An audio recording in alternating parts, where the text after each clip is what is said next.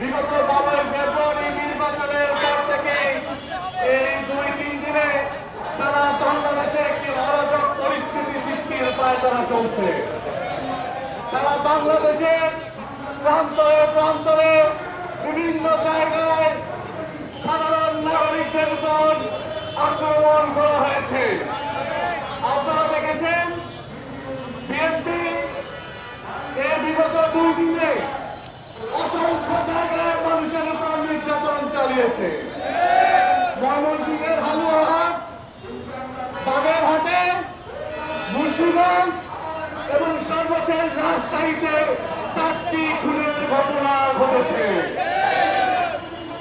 এবং একই সাথে ফেনীতে আপনারা লক্ষ্য করেছেন একজন জামাত নেতা দুলাল ভাইয়ের উপর আক্রমণ করার পর তার মা স্ট্রোক করে ইন্তেকাল করেছেন।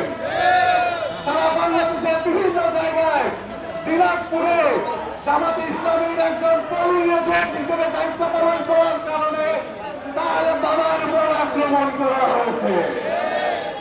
কুড়িগ্রাম থেকে শুরু করে ফেনীতে, ঢাকায় বিভিন্ন জায়গায় বাংলাদেশ জামাত ইসলামী থেকে শুরু করে যারা স্বতন্ত্র প্রার্থী ছিল তাদের সমর্থকদের উপর অন্যায়ভাবে অত্যাচার নির্যাতন করা হয়েছে। আমরা দেখেছি ঢাকা বিশ্ববিদ্যালয়ের বিভিন্ন শিক্ষার্থীদের উপর তাদের পরিবারের উপর হামলা হয়েছে। অনেক জায়গায় বিভিন্ন লোকজনের জমি আত্মসাৎ করে গাছপালা কেটে নেওয়ার ঘটনাও ঘটেছে। আমরা বলতে চাই, আমরা ভেবেছিলাম বিএনপি ক্ষমতায় আসার পরে তারা তাদের শপথ নেওয়ার আগে যে অরাজক পরিস্থিতি সৃষ্টি করছে, আগামীর বাংলাদেশে তারা কিভাবে তারা এই বাংলাদেশকে নেতৃত্ব দিবে তাই নিয়ে আমাদের সন্দেহ হয়। বিগত ইন্টারভিউয়ের সময় আমরা দেখেছি 200-র অধিক মানুষকে হত্যা করা হয়েছে। 64টি ধর্ষণের ঘটনা ঘটেছিল ইন্টারভিউয়ের সময়। এমনকি নোয়াখালীতে হাতিয়ায় শাপলা গলিতে ভোট দেওয়ার কারণে একজন বোনকে ধর্ষণ করা হয়েছে।